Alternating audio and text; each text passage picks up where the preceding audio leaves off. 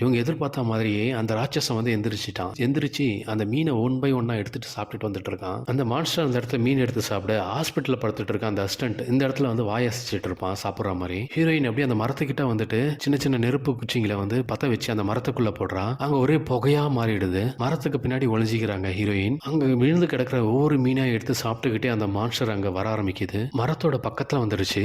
அது மரத்து பக்கத்துக்கு வந்ததும் இந்த பெரியவர் அவரோட அசிஸ்டன்ட் 2 பேருமே அங்க பழம் தோன்றதுக்கு போயிடுறாங்க. மரத்துக்கு பின்னாடி ஹீரோயின் ஒளிஞ்சிட்டு மரத்தோட ஆன்மா பேசுற மாதிரி, யார் இது, என்னோட மலையில யார் வந்து இருக்கிறது அப்படின்னு சொல்லி கேட்கறாங்க. என்னோட மலையோட தன்மையில மாற்றம் ஏற்படுது, யார் என்ன டிஸ்டர்ப் பண்றது அப்படின்னு சொல்லி கேட்குது. உடனே அந்த மான்ஸ்டர் இது ஒன்றும் உன்னோட மலை கிடையாது அப்படின்னு சொல்றான். உடனே அந்த ஹீரோயின் இல்ல இது என்னோட மலை தான் சொல்றா. உடனே அந்த மான்ஸ்டர் எனக்கு ஏன் இன்னும் துப்பாக்கியோட சத்தமோ கத்தி சண்டைகளோட சத்தமும் கேட்கல அப்படின்னு சொல்லி கேட்குது. யுத்தமெல்லாம் முடிஞ்சு ரொம்ப நாள் ஆச்சு. இதே மாதிரி இந்த படத்தோட ஃபுல் ஸ்டோரியை பார்க்கறதுக்கு நம்மளோட சேனலை சப்ஸ்கிரைப் பண்ணுங்க. டிஸ்கிரிப்ஷன்ல அந்த படத்தோட லிங்க் கொடுத்துருக்கேன். அதை கிளிக் பண்ணி இந்த படத்தோட ஃபுல் ஸ்டோரியை பாருங்க.